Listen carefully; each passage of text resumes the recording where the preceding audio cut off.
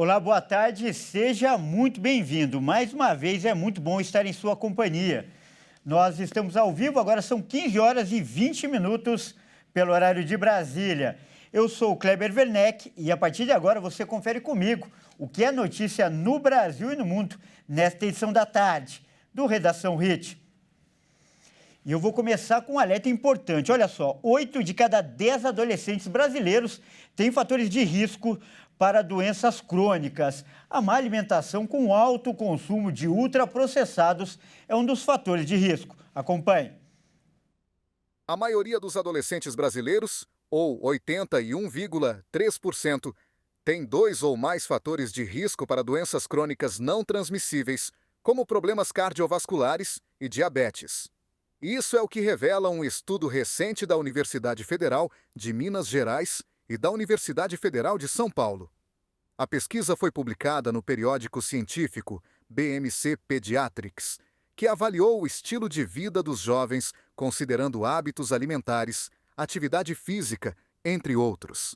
Os autores do estudo usaram dados da Pesquisa Nacional de Saúde Escolar, que contou com a participação de mais de 121 mil adolescentes com idades entre 13 e 17 anos de escolas públicas e privadas em todo o país. Os jovens responderam a questionários com perguntas sobre variáveis como consumo de frutas e vegetais, ingestão regular de refrigerantes, doces, prática de exercícios e sedentarismo. O principal fator de risco detectado foi a falta de atividade física, já que 71% dos entrevistados se exercitam pouco. Além disso, mais da metade, 58%, não ingere a quantidade adequada de frutas e verduras e 1/3 deles, cerca de 33%, consome doces como balas e chocolates em excesso.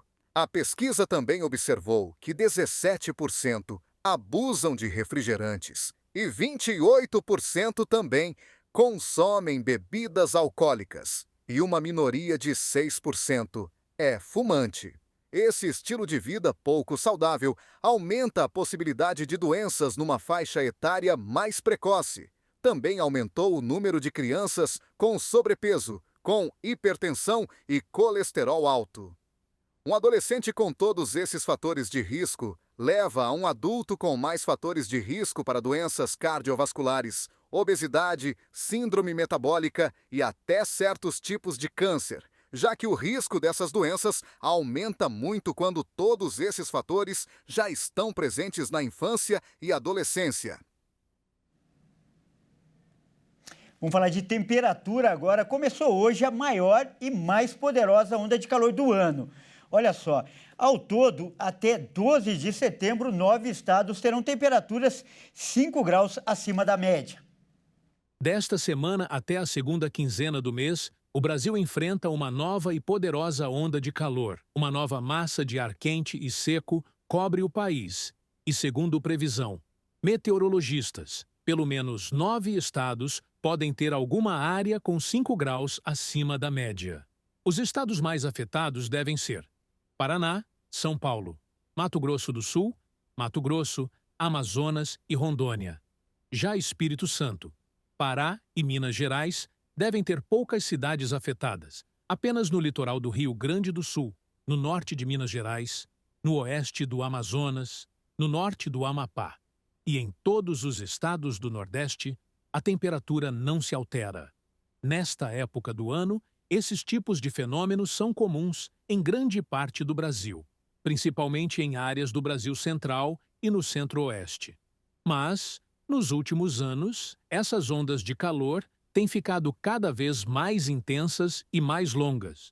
Pela previsão, desta vez o período deve ficar maior e mais intensa até que as 2 primeiras ondas de calor registradas no início do ano entre março, abril e maio.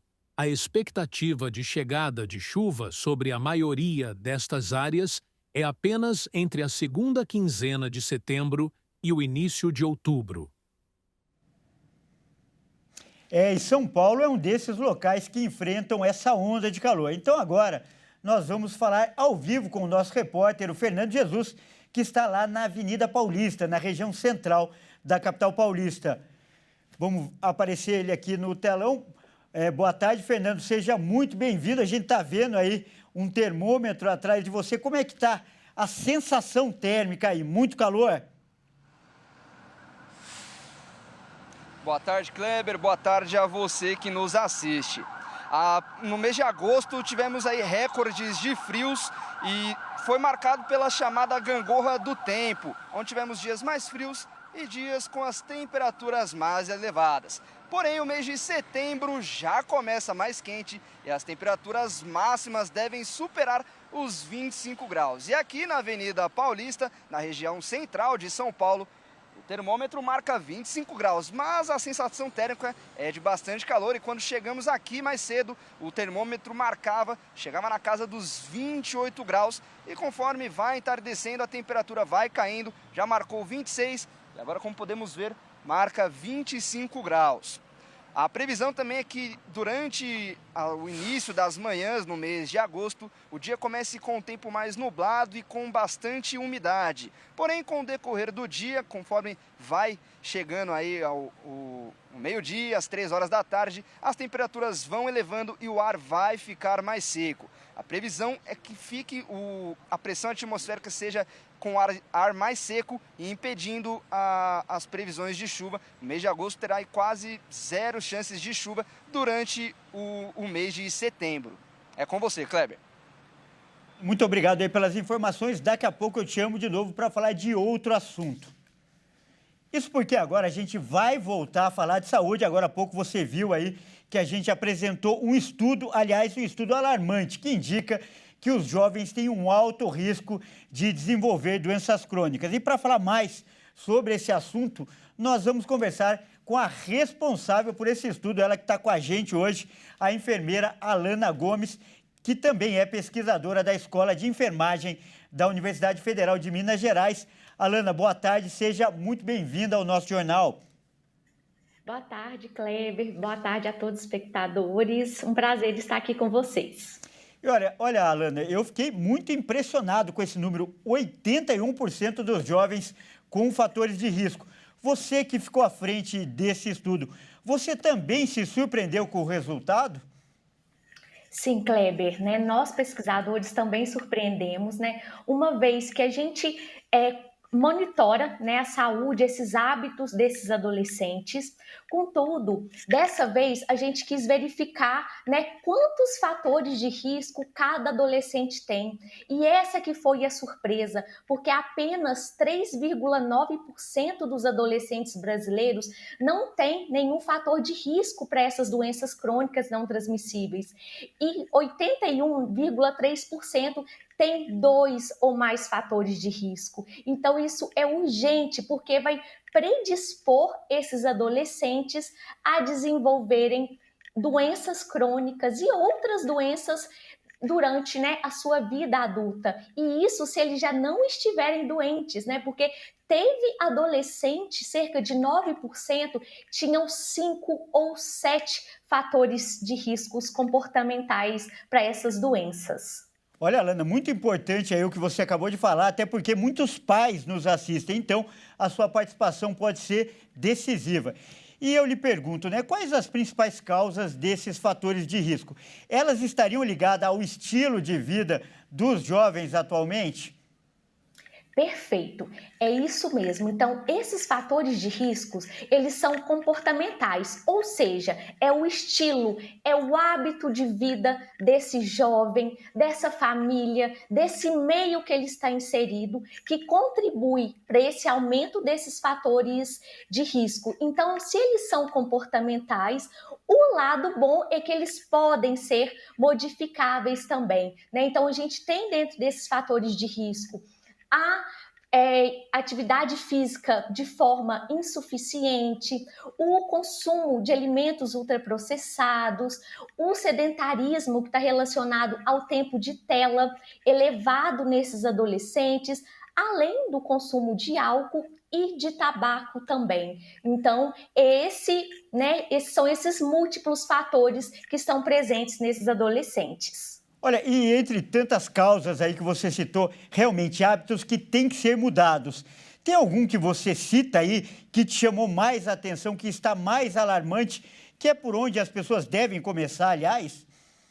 Sim, Kleber, quando a gente viu o principal resultado foi a prática insuficiente de atividade física, onde mais de 70% desses jovens, eles não estão praticando atividade física conforme é recomendado pelo Ministério da Saúde, pela Organização Mundial da Saúde. E o que a gente esperava também? Que os jovens, que eles fossem mais ativos fisicamente no lazer, né? Então, sair desse tempo de tela. Então, foi o que mais assustou, uma prática de atividade física insuficiente com um aumento dessa tela, né? De que tablet, celular, computador, que é esse comportamento sedentário, né? Então, ele se destaca entre os mais prevalentes nesses adolescentes. Alana, eu li atentamente aí os resultados da sua pesquisa e outro fato que me chamou a atenção é que esse problema não está ligado à condição social do jovem. Os resultados foram parecidos tanto em colégios particulares quanto em escolas públicas, não é mesmo?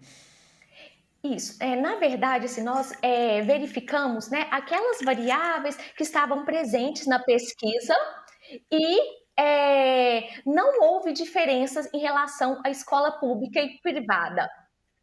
No entanto, no entanto, há sim questões socioeconômicas que influenciam nesses fatores, né? Comprovados também cientificamente. No nosso estudo não teve essa diferença, mas as condições econômicas, sociais são muito importantes nesses fatores de risco, na prevalência das doenças também.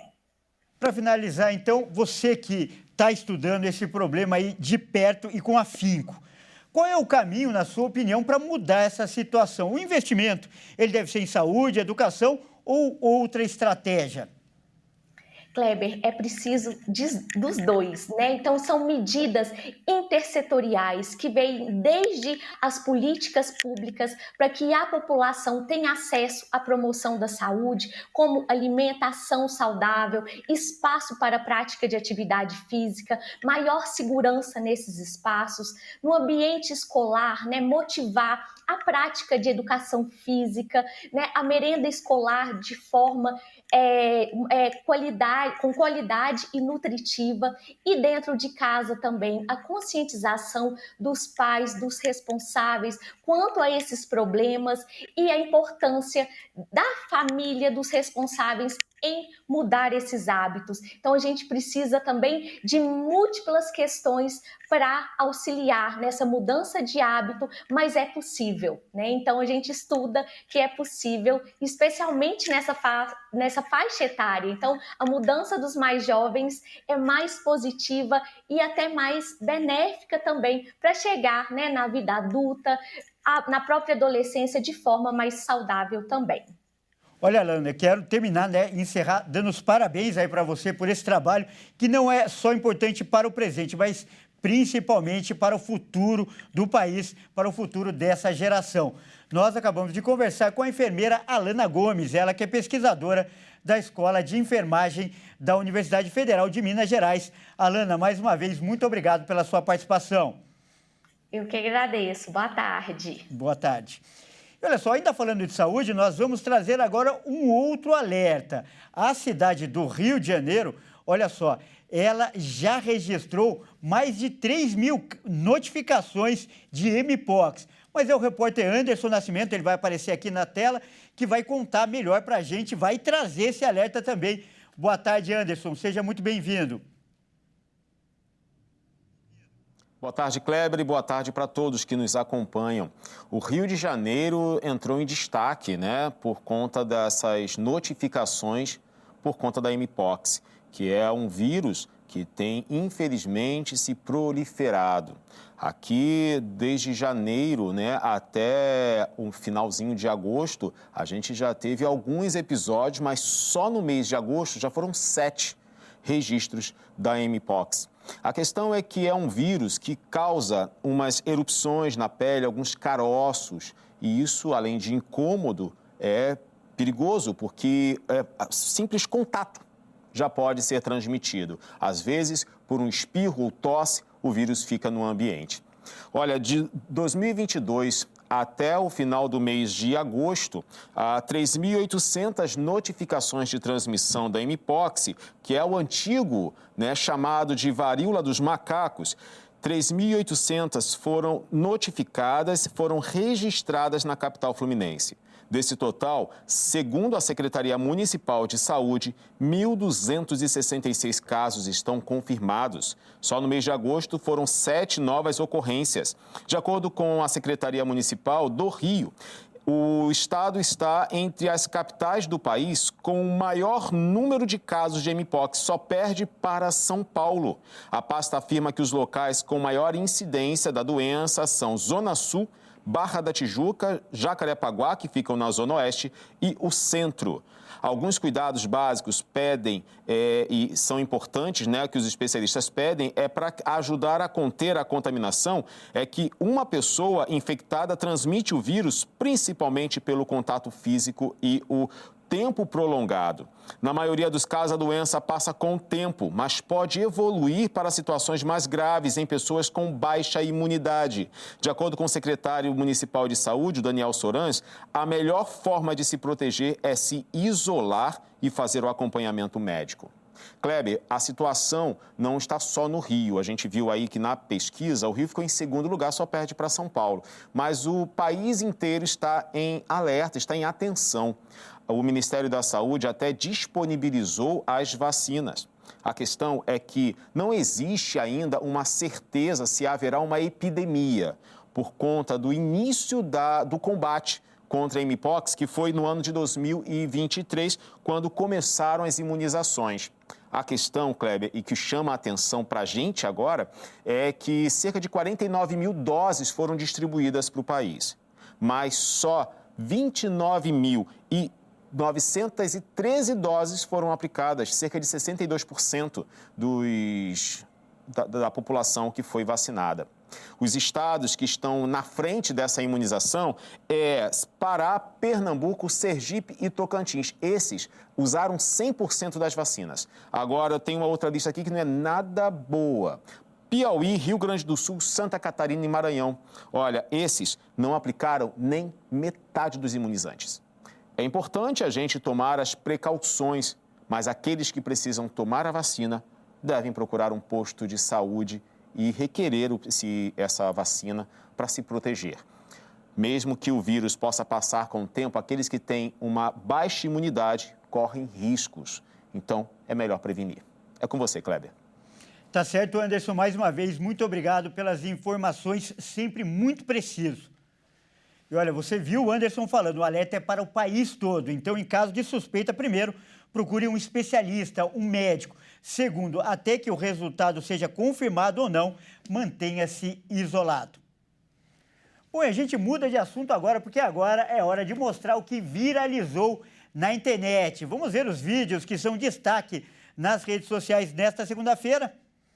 E olha só, nós vamos começar com um vídeo que está causando muita polêmica e aconteceu lá no Rio de Janeiro, lá na terra do Anderson. Um policial militar do Rio, ele foi flagrado arremessando uma bicicleta de um homem, no lixo.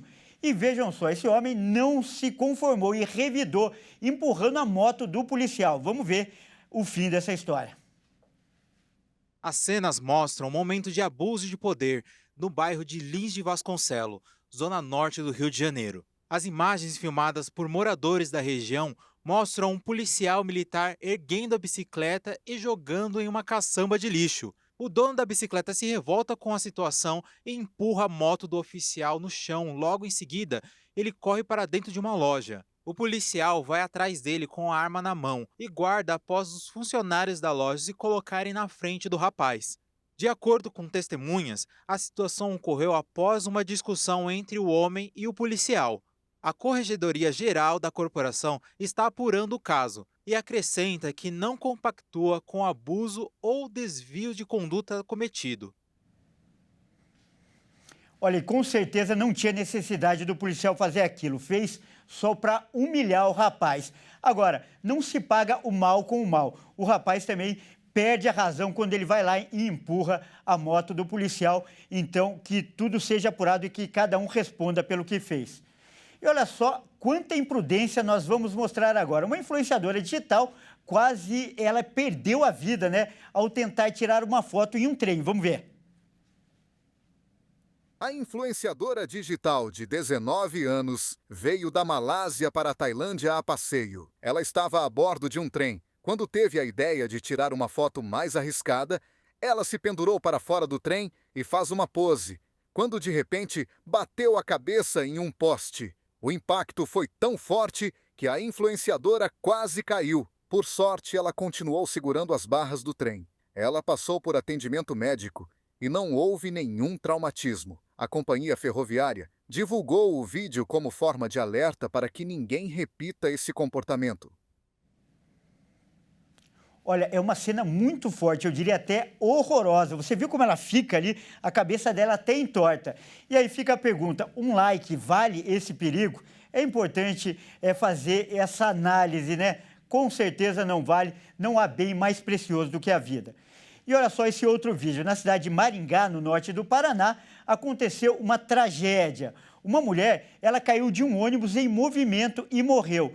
Vamos ver as imagens que causam muita indignação. Karen Cristina dos Santos Silva, de 26 anos, estava acompanhando seu marido e filho em uma viagem normal dentro de um ônibus no centro de Maringá. As imagens mostram Karen se preparando para alimentar o bebê. Retira o que seria uma garrafa com alimento. No instante que ela se apoia, a porta do veículo que estava em movimento se abre, causando a sua queda. No impacto, Karen bateu fortemente a cabeça, o que ocasionou um traumatismo craniano, e foi rapidamente socorrida pelo corpo de bombeiros que estava no local. Ela ainda chegou com vida no Hospital da Santa Casa de Maringá, mas mesmo com os esforços da equipe médica, a vítima não resistiu. As investigações tiveram seu início após a família de Karen registrar o boletim de ocorrência. As autoridades devem convocar tanto o motorista quanto o cobrador e as testemunhas que estavam no veículo para coletar depoimento. Que história triste e revoltante. Primeiro que ninguém pode ficar ali, ó, na porta do ônibus. Já deveria ser proibido. E em segundo, essa porta dava para ver ali totalmente aberta, totalmente solta. Então que as autoridades, elas apurem e punam com rigor primeiro a empresa e até a própria prefeitura, né, que é responsável por conceder a licença para essa empresa funcionar e tem que fiscalizar a qualidade desse transporte.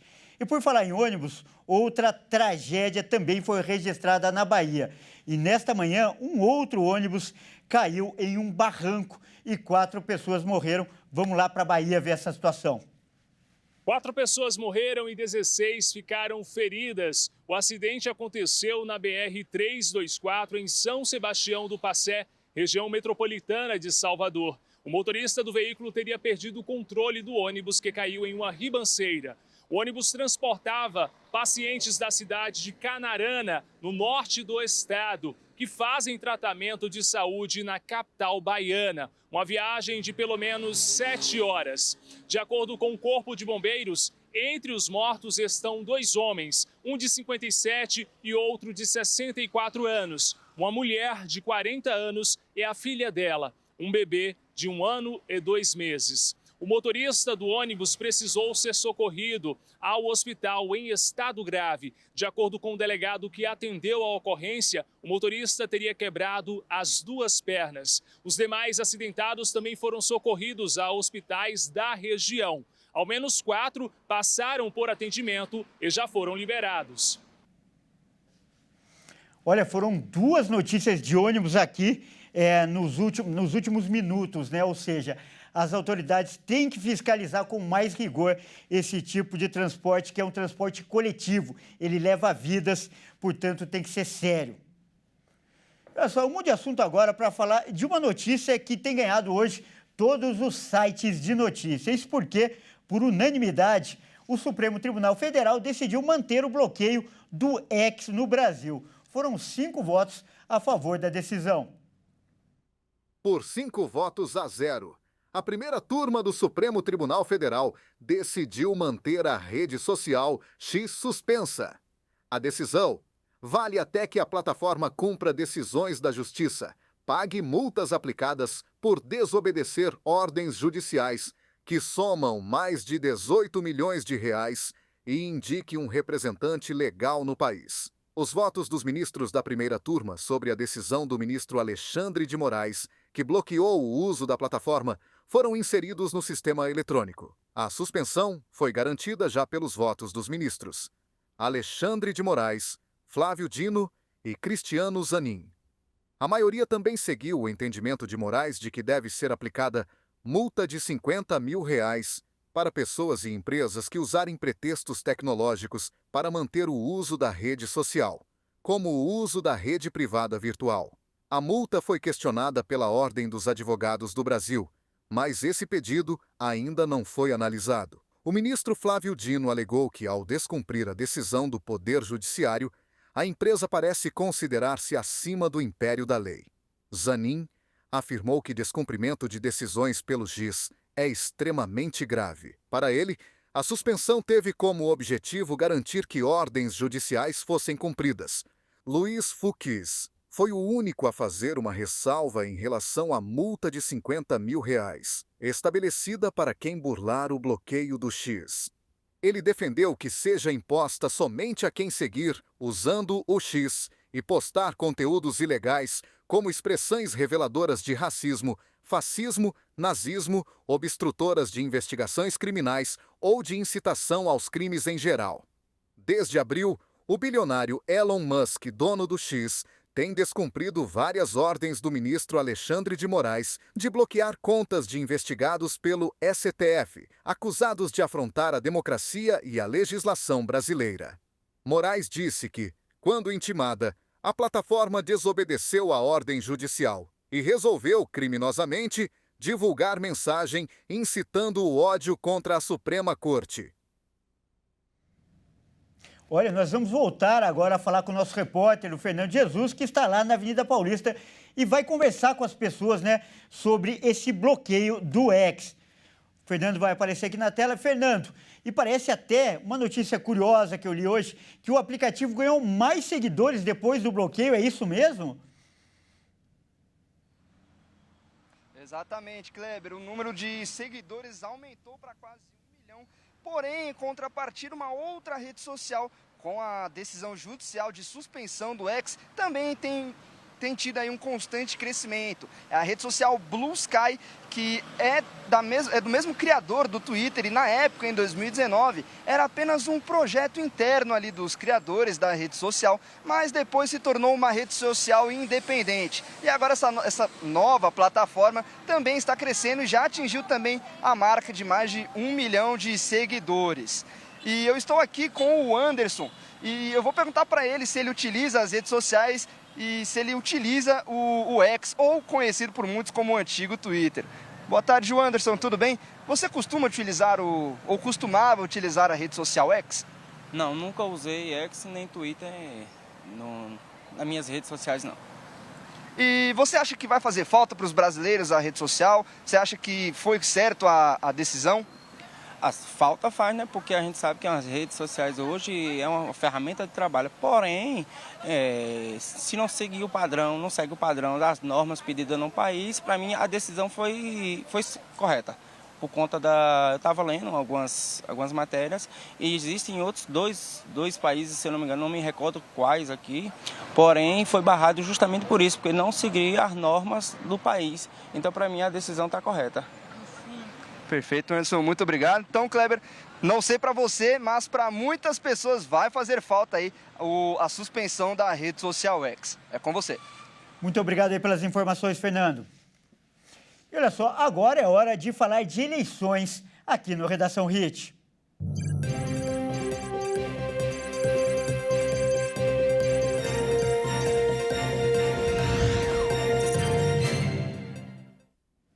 E as eleições de 2024 estão quase chegando, né? Por isso, hoje, a gente começa aqui um quadro para falar sobre as eleições e dar dicas para você, eleitor. E a primeira reportagem explica o que acontece com quem não votar e também não justificar. Confira. O ato de votar é fundamental para exercer o papel como cidadão. E conforme a Constituição, todos os brasileiros alfabetizados entre os 18 e 70 anos são obrigados a votar ou justificar sua ausência. E no caso do eleitor não comparecer no dia da votação, a justificativa pode ser realizada pelo portal do TSE ou pelo aplicativo do e-Título. Isso desde que o título esteja regularizado, caso contrário, o cidadão estará sujeito a multas e restrições. Como, por exemplo, obter passaporte e se inscrever em concursos públicos. Se o eleitor não comparecer no dia da votação, o prazo para realizar a justificativa será de 60 dias. E para quem perder esse prazo, deverá ir até o cartório para pagar uma multa de R$ 35,13. Além disso, se o eleitor não buscar nenhuma dessas opções, em até 3 turnos, estará sujeito a ter o título cancelado. Por isso, a participação ativa nas eleições é essencial para garantir a cidadania completa e manter a democracia. Portanto, é muito importante que todos os eleitores estejam atentos às suas responsabilidades eleitorais. Bom, é isso aí. Essa edição fica por aqui. Eu agradeço demais a sua companhia. Fique agora com a programação local. Ótima tarde e até amanhã.